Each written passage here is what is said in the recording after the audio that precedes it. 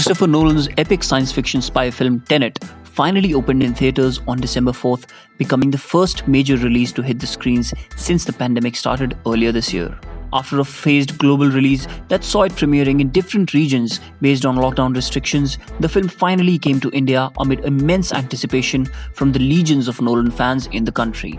Partly shot in Mumbai and starring Dimple Kapadia in a key role, not to mention being a Christopher Nolan film in the first place, Tenet was touted to mark the big return of the theatrical viewing experience for the Indian moviegoer. And despite a limited release in mere 800 screens across the country, as opposed to the estimated figure of about 2,000 screens that it would have fetched under normal circumstances, Tenet managed to rake in some serious cash, hitting 7 crore rupees on its first day. Tenet's much-hyped theatrical release was expected to pull the audiences back into cinemas after a year of uncertainty where all of the biggest releases were either delayed or sent straight to streaming. Even for Bollywood studios, the release and successful performance of Tenet at the box office could pave the way for their return to theatrical exhibition in a post-lockdown India. For many production houses that were primed for big releases and opted to sit out the lockdown rather than going the streaming way, the clock has been constantly ticking. And with audiences gradually warming up to the theaters once again, it's only a matter of time before they arrive with the big Friday release.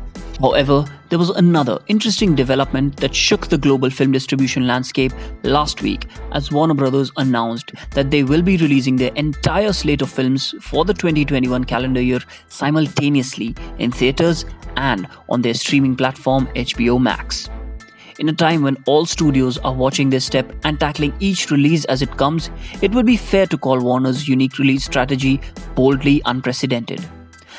But the most intriguing question remains whether this approach could simply be a pandemic-inspired reflex, or does this indicate a wholly new distribution format for all films in the future? One person who would disagree with Warner Bros.' sensational strategy would be Chris Nolan himself. Regarded as a massive champion of the theatrical movie-going experience and a consistent collaborator with Warner, Nolan has constantly fended off the invasive streaming giants and fought hard to expand the theatrical window for his films. And while his clout and commitment to cinema may remain unfazed, the shaky global box office performance of Tenet, a $200 million original tentpole film that found a scattered and middling global release amid the pandemic and failed to break even, could possibly affect the release plans for whatever movie he makes next. While it remains to be seen what lesson theaters and studios learn from the Tenet release, it is for certain that in a world where going for the cinemas is a potentially risky undertaking, streaming platforms are bound to profit off of audiences that are ever hungry for content while also being practically spoiled for choice.